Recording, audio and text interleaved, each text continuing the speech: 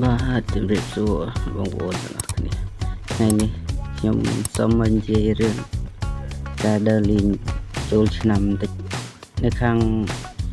ផតយាថ្ងៃដែលគេបញ្ចប់ថ្ងៃចូលឆ្នាំគេ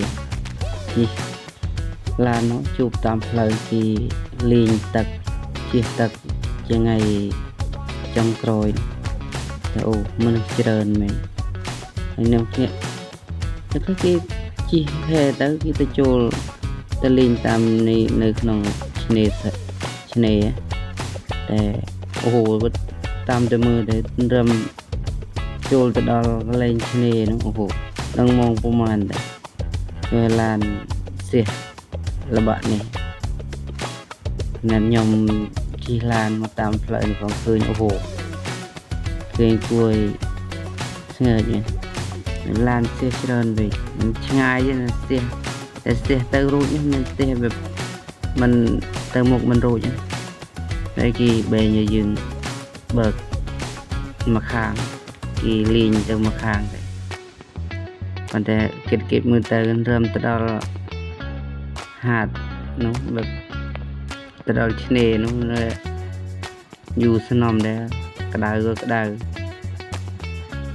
តែពេលគេលេងទឹកគេប្រចាំក្តៅត្រឹងមួយតែ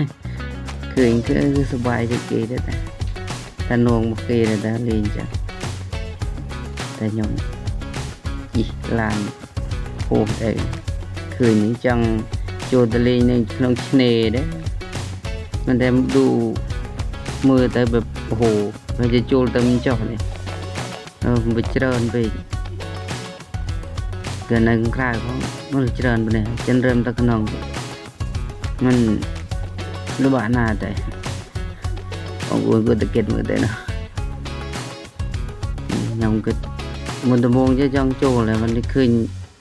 នៅខាងក្រៅប៉ុណ្ណេះហើយក្នុងហ្នឹងប៉ុណ្ណាដែរហើយក៏ជិលចូលទៅជិះឡាន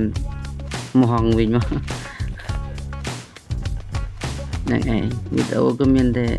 ថតឲ្យមើលប៉ុណ្ណឹងឯងសកម្មភាពទៅគេលេងទឹកថ្ងៃដែលចុងក្រោយចាប់វាស្អីតែក៏លក្ខណៈទៅចូល